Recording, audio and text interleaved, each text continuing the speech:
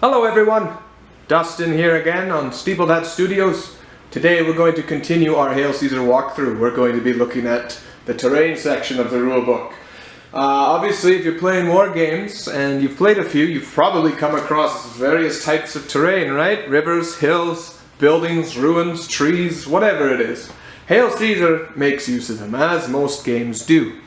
It's perfectly fine if you don't have terrain to just play on the flat surface like the green mat I've got on the bottom there. And honestly, sometimes the most epic of battles happen on open plains with no terrain. But I just feel terrain is something that adds so much flavor to a game and adds to certain scenarios, puts more obstacles, makes it a much more deep and fun game.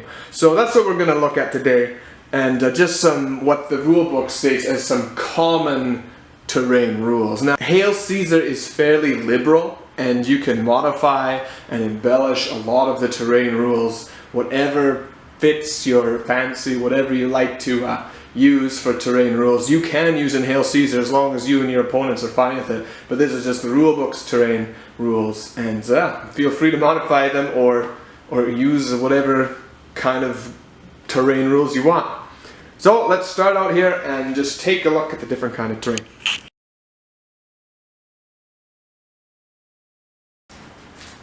So the first batch of terrain pieces we're going to be going over are woods. What are woods? Woods are just, trees. Densely packed amounts of trees. In Hail Caesar and pretty much every war game, you're going to see something where, like I've got, where you've got kind of like a terrain base. Here it's plywood with a bunch of railroad trees on them, which represent your trees. Or alternatively, if you like Christmas trees, and you can always buy these around Christmas time, you can get some trees like this where they're just individual base, and you can, bunch them up together and say those are your woods. Woods can be any size. It's not like other games where it's like, okay, you roll a dice and you've got a big, small, or large woods randomly placed. No, you just decide with your opponent on the scenario or the board what kind of terrain you want, and you agree on there. So in my kind of game, if I'm using some woods like this, I might just say this area alone is woods for game purposes. So what do woods do for Hail Caesar? Well, in the rulebook it says that the woods you cannot really see through, especially if they're very dense woods, okay? So here we've got a bunch of medieval archers.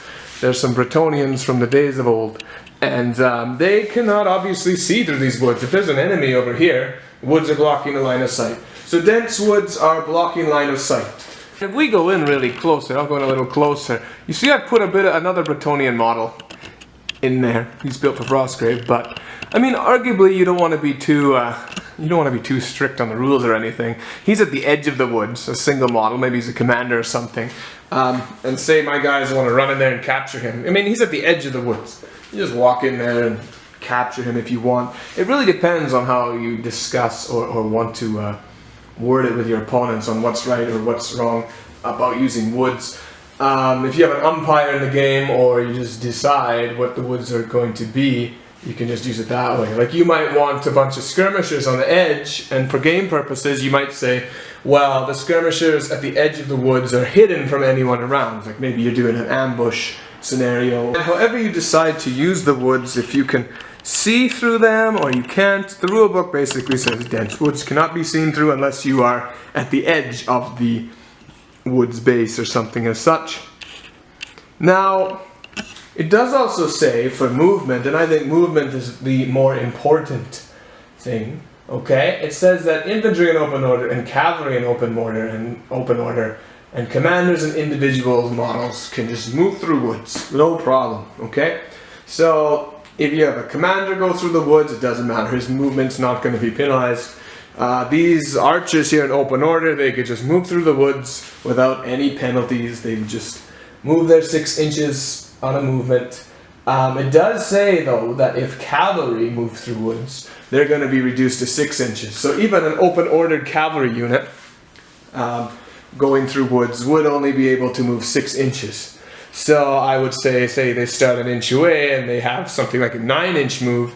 Maybe they move 1 inch there, but then when they're in the woods they can't move the rest of the 8. They'd be limited to you could decide with your opponent. You could say, oh, he only gets 5 more, or maybe he just goes 6 because his total was 9. I think that's something you'd have to discuss with your opponents there. The other thing is too that formed units, let's say that these archers here are a standard, let's say they're small, a small unit, and they're formed. The rulebook here says that formed movements and other troops can't move through woods at all. So like chariots, formed cavalry, elephants, anything that's a large massive body simply can't just go through the woods, okay? War bands in particular, it's too dense to go through the trees. You can, however, like I said, embellish if you want to. You could, like we do in our games, if you go to rough terrain or woods, they get to the edge, we say you need an order to break into open order so you can get through the woods, right? So I would arguably say that units that can break into open order or adopt open order where they normally can't, like medium or heavy infantry, then in that situation they could break into open order and move through. They would have to just form at the end. And I discussed some of the open order formation changes in the previous videos. You can check out there, okay? So another thing they say too in the rulebook is, and we'll use the Christmas tree example here, you can also set up the woods so there's like a road going through, and there's a nice paved roadway there. Maybe I'm doing some wicked Tudor forest, or I'm doing some medieval forest scenario, and you've got some roads running right through the woods there.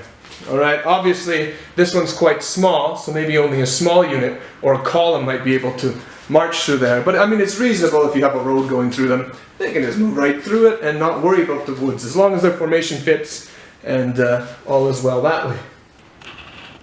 Just something to add here too. I mean, this is all scenario based. You have to discuss it with your opponents. But if you say you've got a guy here, let's say there's a group of these, let's call them other archers. Yeah, I know he's got a sword and halberd, but we'll say they're archers in here and they're at the edge of the woods. You just have to agree with your opponents or the umpire or whoever sets the scenario. How close can this unit get to the woods before they can see the guys hiding in the woods? That's something that the rulebook does not give a specific for. So, I mean, I might say, okay, once they get within 2 inches, they can actually see them for charging or shooting purposes. You know, it could be whatever you want. You could increase that distance, lower that distance, whatever you prefer. It's totally up to you. That's why Hail Caesar's awesome. A lot of the scenario you can just take and declare what it does, right? You might have really lightly wooded areas, right? Or light wooded areas. You might only have like 1 tree there, okay? For the game purposes, you might just think, oh, it's just decorative. You can just move through the trees, whatever. Doesn't matter, as long as you and your opponents all decide before the gameplay begins. It's all right.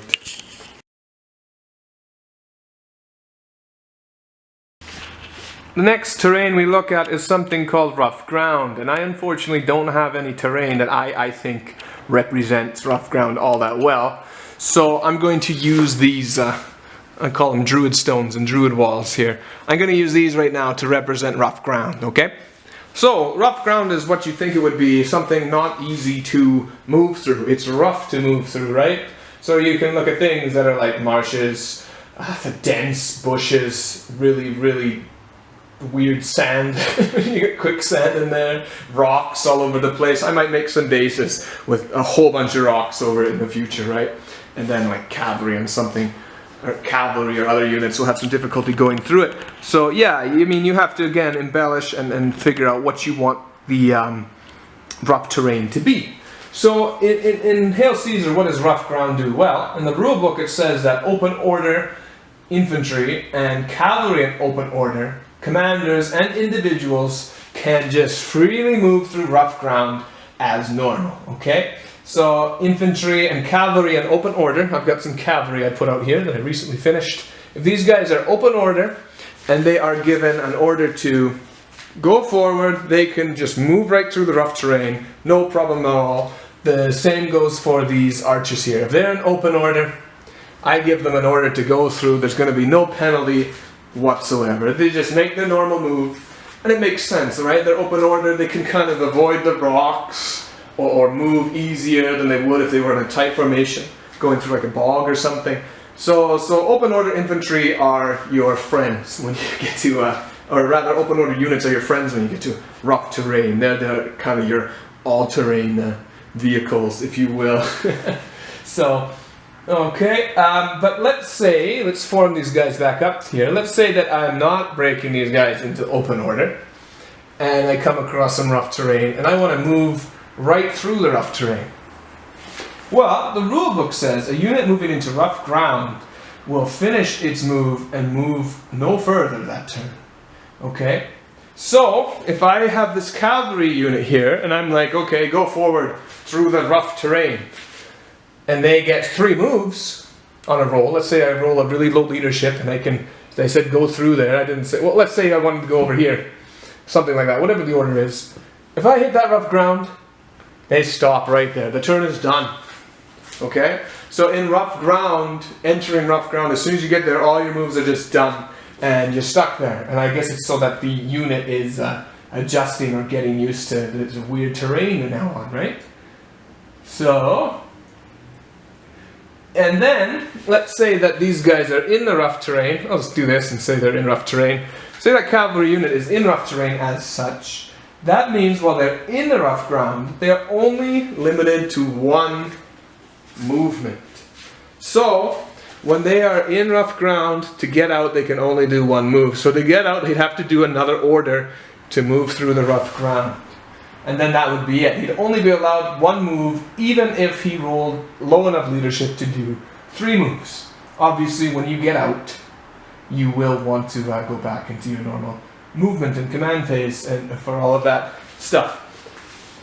Now, this is where open order units are absolutely beautiful, because you can be up against really heavy troops like pikemen or hoplites, and you can put your javelin men or your archers in rough terrain and just shoot at them, because those guys, those heavy troops, they're gonna maybe chase you, especially if they don't have ranged weapons.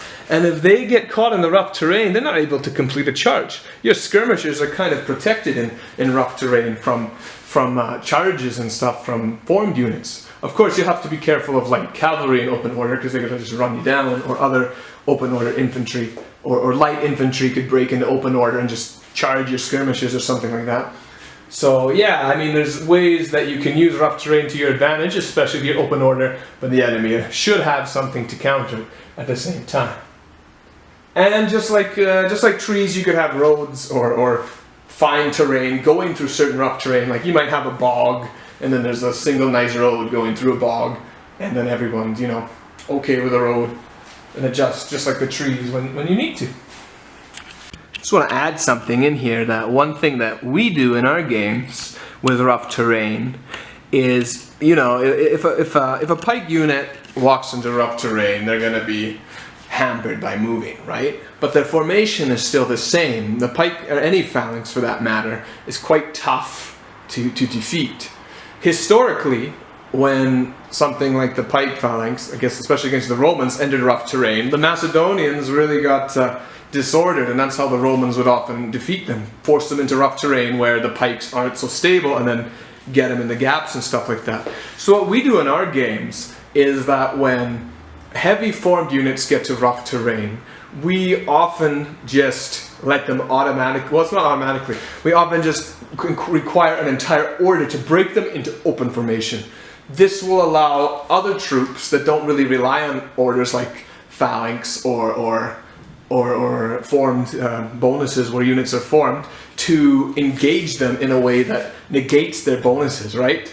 So in our games, if some hoplites go into rough terrain, they no longer have the phalanx rule. If we decided they're broken into open order, then even my other light infantry can engage them, or other heavies can break into open order and fight them in the rough terrain. That gives, especially someone like the Romans, if they can like get a clash in rough terrain, the Pelum's really going to hurt those phalanx units. They no longer have the cohesion. So that is just how we interpret it.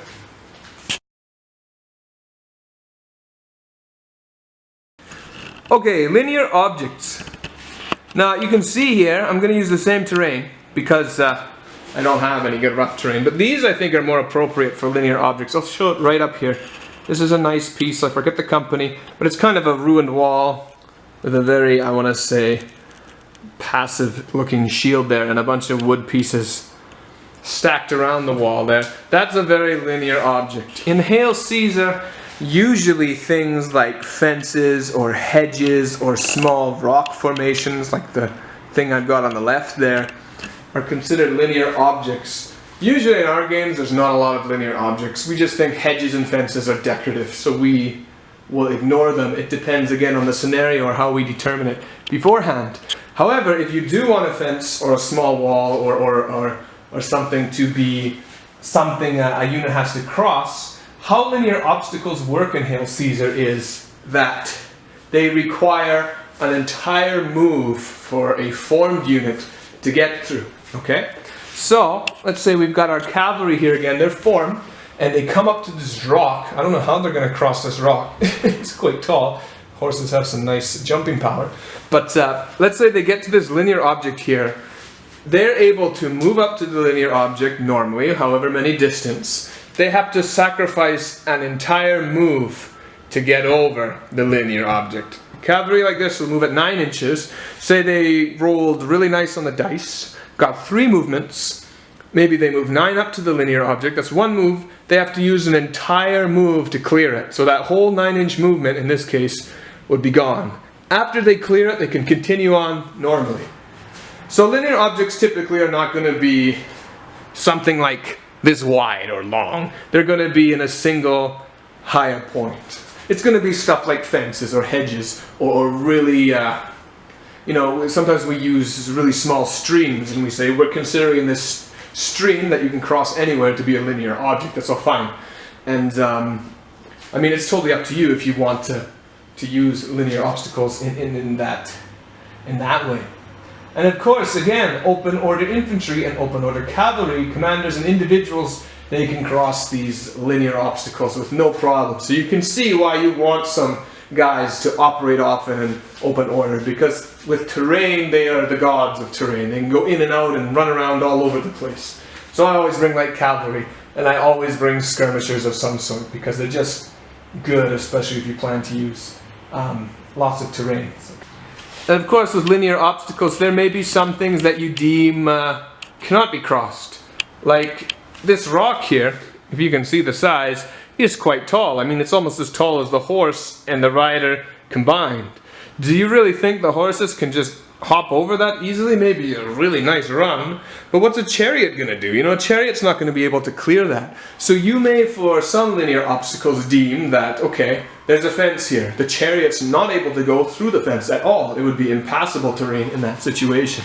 So you'll want to discuss with your opponent, okay, like chariots can't go through this kind of terrain, or you know, elephants can't go in some area. Like again, it's all up to you and your opponent in Hail Caesar.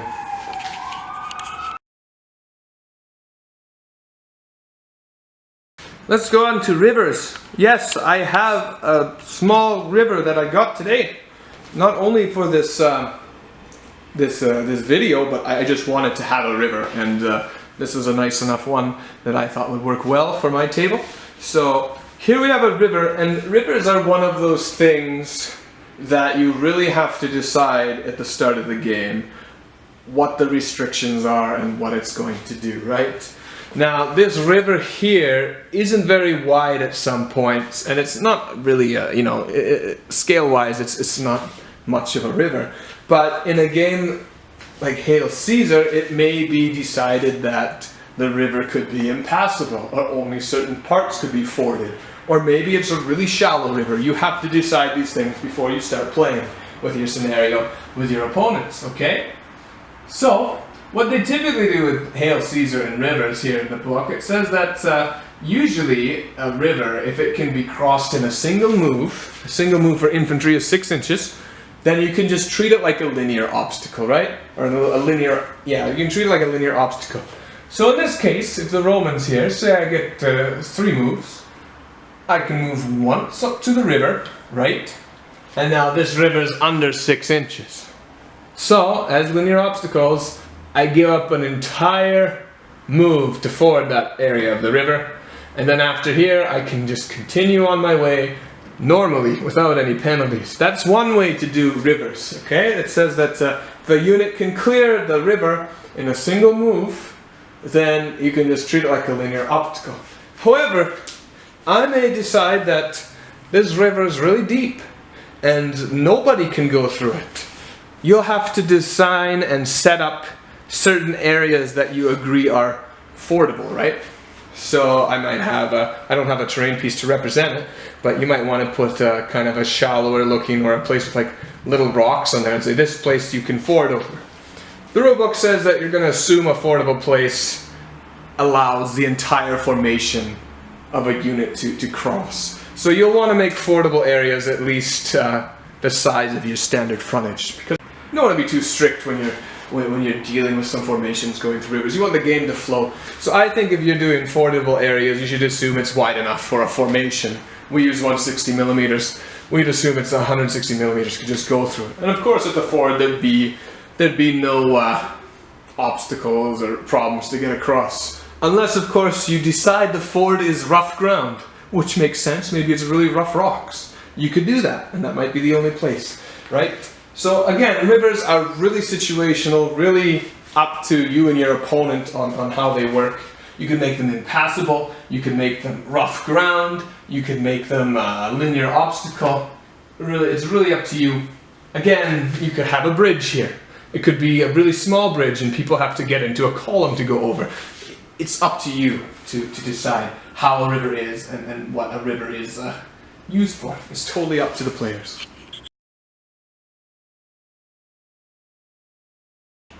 Alright, and the hand of God suddenly put a building between this forest and this river and all these linear obstacles, okay? Here's an old building piece I was working on a while ago.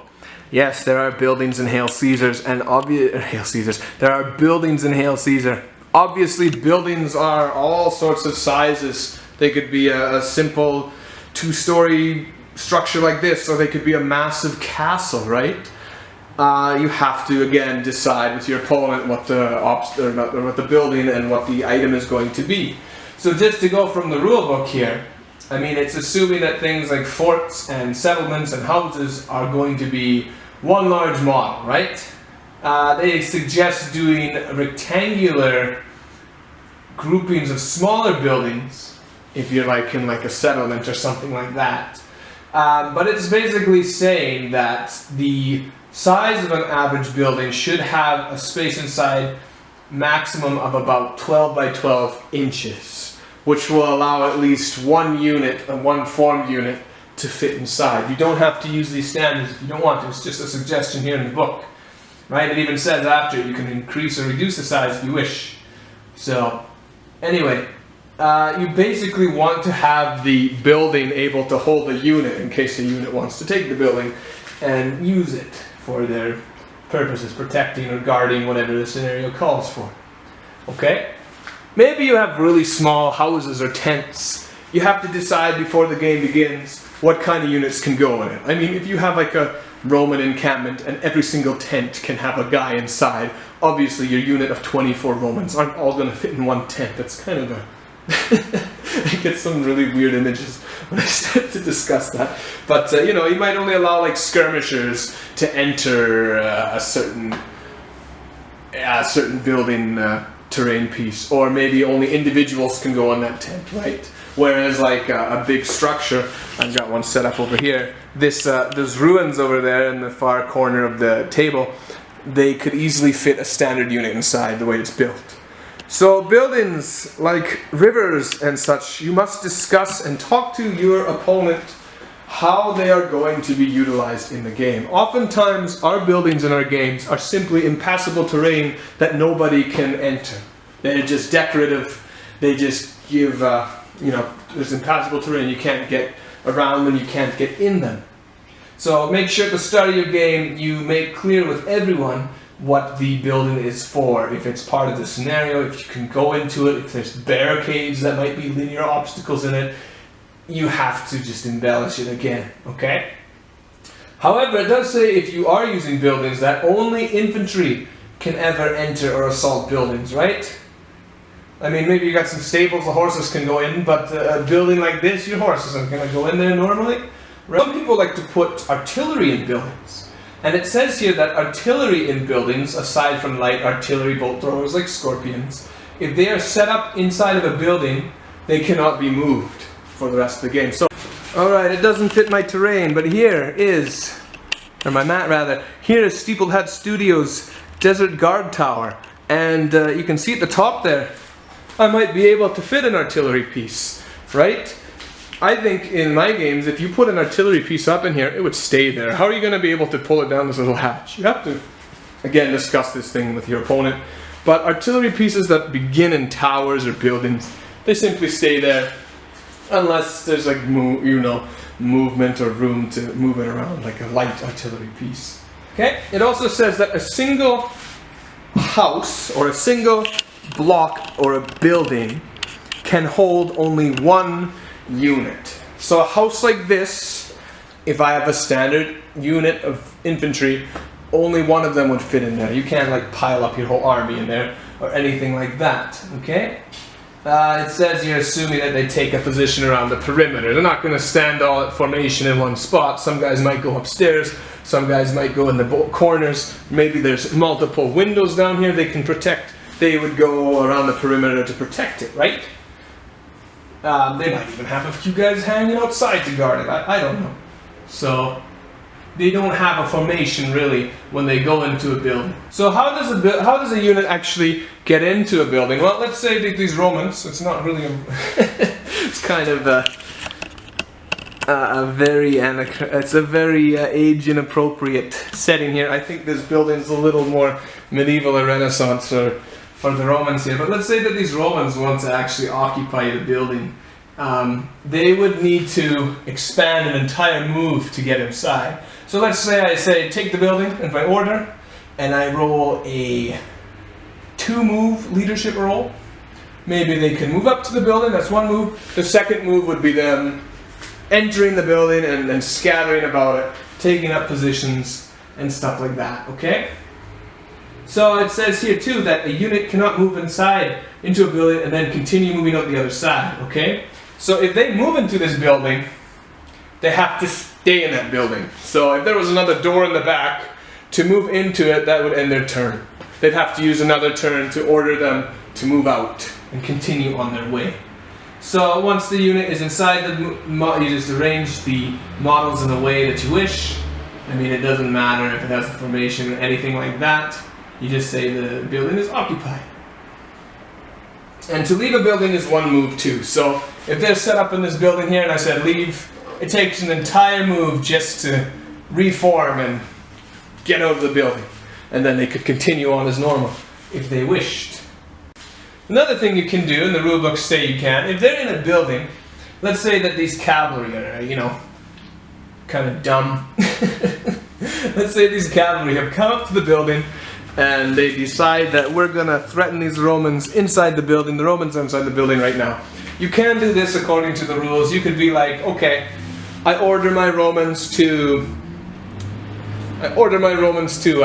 form up outside the building and charge them. If you get 2 movements, you can do that. They get into formation outside the building, and then the second move they would charge. In this case, these guys are formed, so they wouldn't evade. So yeah, it basically takes an entire move for infantry to enter the building, and to leave, it's an entire move. Beforehand, they can move up to however many movements they rolled in the command phase. So you could easily leave the building with 1 move, and then move normally with the second move, if your roll allowed it. And that's it about buildings. Buildings are a lot of embellishment again. Like I said, Hail Caesar has all of this terrain and all of these features, but you really have to discuss with your opponents first how you want to use it, how you want to play with it. And while we're on it, let's just talk about impassable terrain. Obviously, impassable terrain is something you cannot pass. So, I might in my game have these nice Greek ruins here.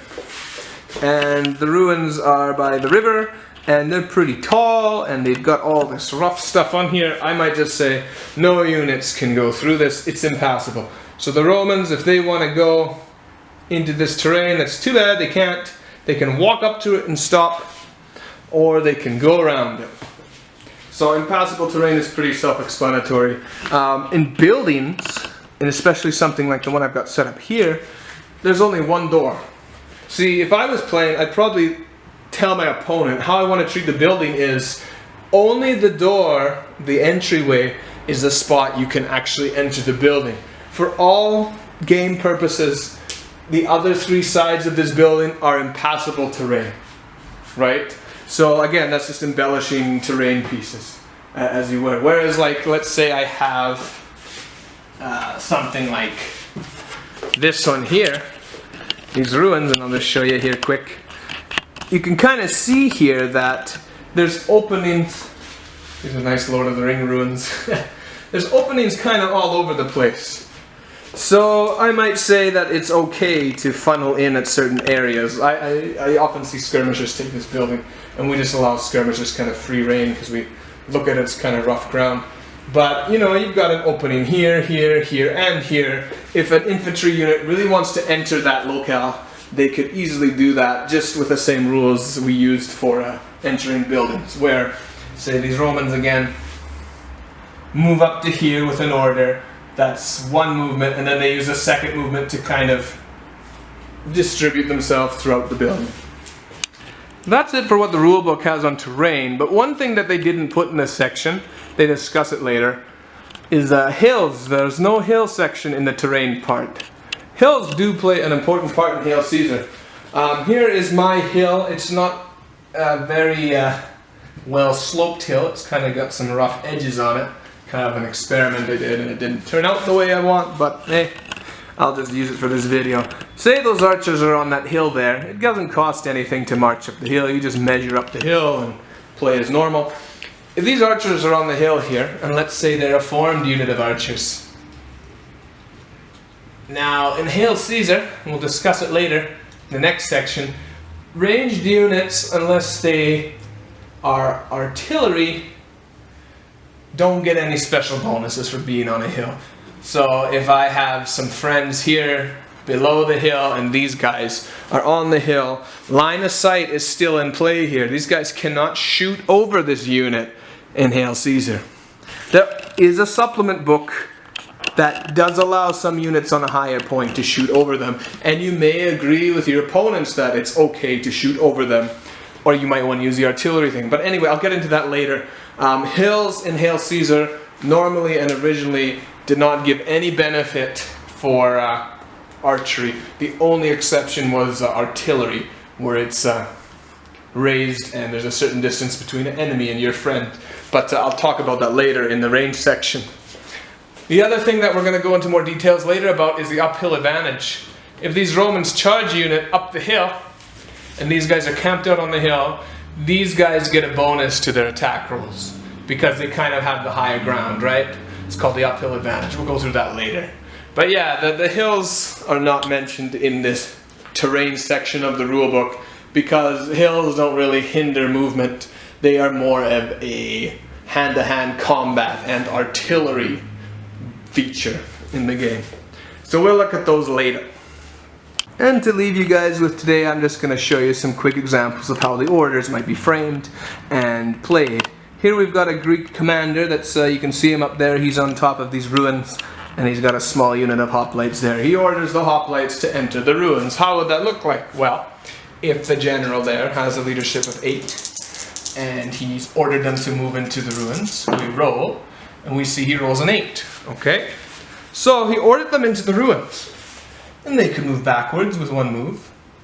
However, because it takes an entire move to get into the ruins, they won't be able to get in there because I only rolled enough for one order to be followed. It takes a movement to get there, and then to actually enter the building in the spread out formation is another entire order. So they move to the door, and that's where their order ends. If he had rolled a 6, or rather, we can't really do that. Let's say he rolled a 4, then he would easily be able to move in there and move into position. So when you're entering buildings, you might have a distance to cover, which will be your first move, and then, or maybe 2 moves, and then an entire move to distribute them into the building as well. Here we've got some light cavalry on the left of those woods there, and we've decided woods are quite dense. so formed units can't go into it. So what am I going to do in this situation? Well, I'll tell you what I'll do. I order my light cavalry to break into open order and go through the woods. Okay, they can do that because light cavalry can break into formation, into an open order formation, and move in one fluid command, right? So let's say I order them to do that, and the general leader says, hey, snake eyes, look at that. So that means that these guys break into open order formation. They would move 6 up to here, but remember that cavalry can only move 6 through woods. So even though they're open order now, cavalry open order, and they can only move 6 inches in the woods, I would argue that in order for these cavalry to get through, they'd have to use another 6 inches as a second movement, because cavalry only moves 6 inches through woods. They would clear it, and then after they clear the woods, they'd have another massive 12 inches to move wherever the order takes them, however it was deemed they should go. And for the last quick example here, just to not take up much more of your time, let's say that these Romans here want to traverse the river. Okay, so the order is cross the river here. Romans' movements are 6 inches. Just knocked over a bunch of hoplites there. Romans' normal movement is 6 inches as they are infantry. And to clear this river, it's easily doable in one move. So we're going to treat this river as a linear obstacle. So the order is to get across the river. We roll. Okay, we roll the 6 there. So a 6 on a leadership of 8 would be 2 movements, which means they can move a total of 12 normally. So if they moved 6, 6 would take them there. They have another 6 movement. However, when they move here, they've used some of that movement to reach the linear obstacle. I would say they would not be able to get across this obstacle because they have to sacrifice an entire move to do so. So because they only rolled a total of 2 movements in that command roll, they get to the river, but because they need an entire move sacrifice to get across it, they stop there. If they had rolled a 3, and we replay that, it would be something like they move their normal 6, that's one movement. They move another movement, that's a second movement. Now they're at the linear obstacle, they have to sacrifice an entire move to cross it. So you can see there how that river has become an obstacle for the Romans there. It slowed them right down, right? So rivers and rough ground and stuff like that will definitely affect movement for lots of different infantry and cavalry.